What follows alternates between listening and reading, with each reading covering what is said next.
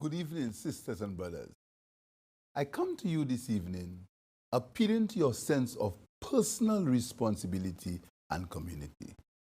There are times when the good of the individual lies in the protection of what is good for the community. COVID-19 is a public health issue which continues to threaten the lives and livelihoods of all of us. While we cannot eliminate the COVID threat, we can certainly mitigate the threat to levels that can achieve two objectives. Firstly, avoid the healthcare system being overwhelmed by having more cases of infections than it can cope with. And secondly, maintaining some level of normalcy in the country that allows us to carry on with our daily lives. Information from the health authorities indicates that we have been having a significant spike in the level of persons being tested positive for COVID-19, not only in St. Lucia, but worldwide. The current positivity rate of COVID infections is serious and requires an immediate and decisive response if we are to protect the lives and livelihoods of our citizens. We must act now, individually and collectively, to reverse the high incidence of COVID infection. The policy of my government in handling the pandemic is to follow the science and the advice of the health expert and to encourage all citizens to do the same. This virus is too serious a threat to our lives and livelihoods to be left to the whims and fancies of uninformed personal opinions. We understand the discomfort and sometimes inconvenience that comes with following the recommended COVID protocols. However, discomfort and inconvenience are small prices to pay for the protection of our lives and livelihood. In support of government's policy of following the science, we shall be making a structural change to the COVID-19 command center and allow it to be headed by a health expert, not a minister of government or politician, as the law currently requires. We shall, in addition, decriminalize COVID protocol breaches. Persons who have been previously arrested, charged, and convicted for COVID-19 protocol breaches will have their records expunged. For now, we need to persuade and encourage citizens to comply with the protocol guidelines, not threaten and punish them to do so. I understand that for many of us, we have been called to do what does not come naturally, and so there must be compassion and empathy. We also intend to make life more comfortable for our unfortunate brothers and sisters who are in isolation. We understand your discomfort, and I intend to advise the Ministry of Health to engage patient welfare officers at the public isolation and quarantine facilities. These officers will assist the medical staff in ensuring that patients receive their supplies sent by relatives in a timely manner. We understand your discomfort and intend to make your isolation more tolerant. The Ministry of Health will be holding consultations with service providers on improving the telecommunications and internet system at the respiratory hospital to enable more effective contact between patients, staff, and families. We are also looking with a view to repair faulty medical equipment that impact on the delivery of health care at the respiratory hospital. In amending the COVID protocols, we were mindful of the critical importance of the hospitality sector. We are all aware of the phased and managed opening of that sector over the last few months. This will continue as we work towards a long-term plan for the tourism sector. However, we are equally mindful that protocols must be applied across the board to ensure that there is a shared sacrifice as we all work towards the effective management of COVID-19. We have been consulting with stakeholders and stressing the need for all sectors to observe the protocols in equal measure. We have listened to the concerns about ensuring a balance between allowing economic activity and effective management of COVID-19. We have outlined the importance to all sectors and everyone to play their part. We have stressed that government does not expect one group to follow the protocols and the greater latitude be given to others. I'm very grateful that all stakeholders so far have accepted the approach by my government.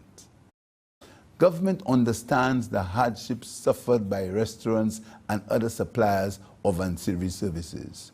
We are hopeful that once we all play our part and the number of positive cases are brought under control, we can continue to open up our hospitality sector and allow locals to enjoy more of the sights and attractions and offerings of the hospitality sector. Let us play our part and work towards returning to the phased and managed opening. Vaccination.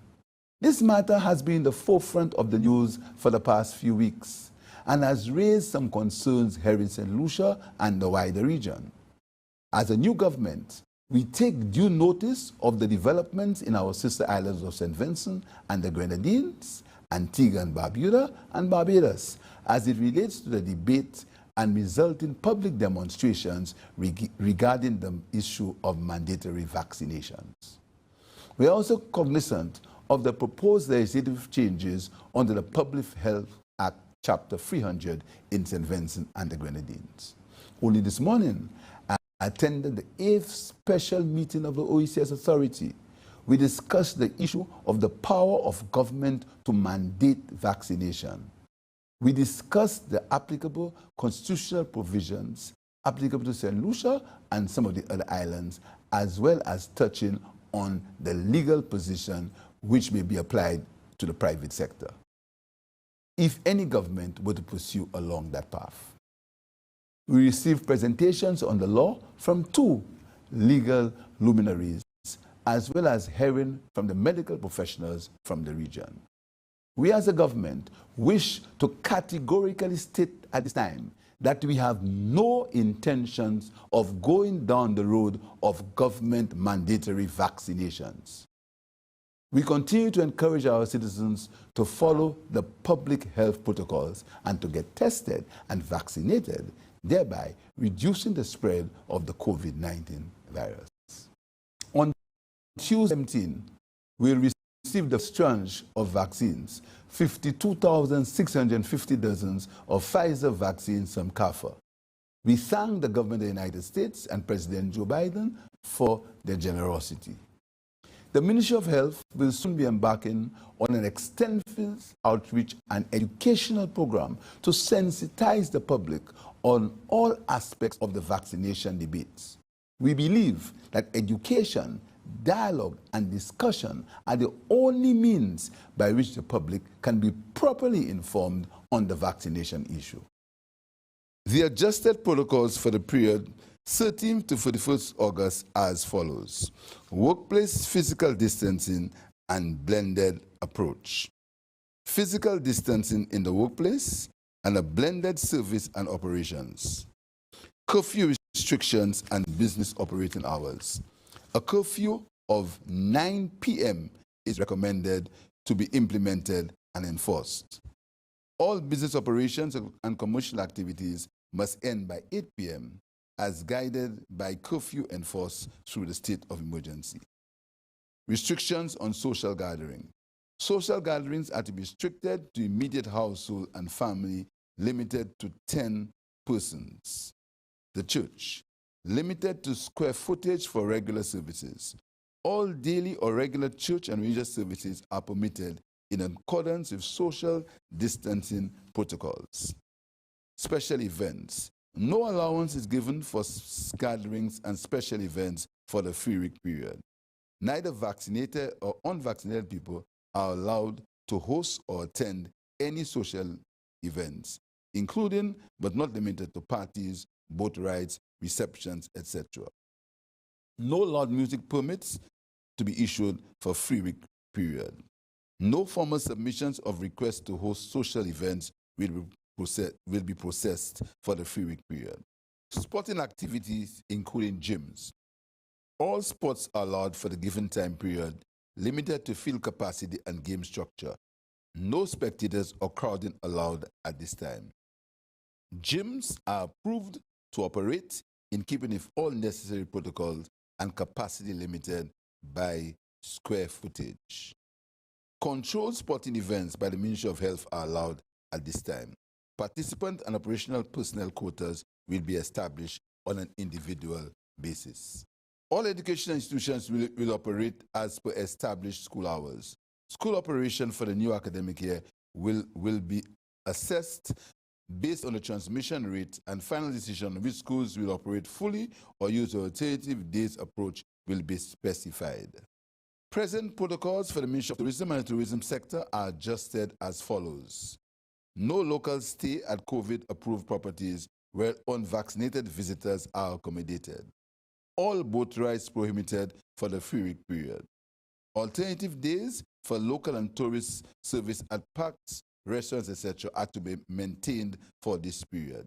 An ongoing assessment and other measures will be implemented as per consultation with the Ministry of Health and Ministry of Tourism. Let us encourage each other to observe the protocols for the next 14 days so that we may be able to get back to some level of normality. We owe to each other, especially the most vulnerable among us who are likely to die, become infected. And to those still hesitant about taking the vaccine, I call on you to reconsider your position, seek medical advice, and help protect our nation from this deadly virus by taking the vaccine. Together, we can do this. Let us do it for the good benefit of ourselves and our country. I want to thank the people of St. Lucia for their patience and fortitude over the past months as we fight that COVID pandemic. I know it was not and is not easy, but as a nation, I believe that the majority understand that we must all share in the sacrifice of dealing with that pandemic. Your government cares and will always put you first in all our decisions. I end with a quotation from Maya Angelou. Courage is the most important of all virtues, because without courage, you cannot practice any other virtue consistently. You can practice any virtue erratically, but nothing consistently without courage. Thank you.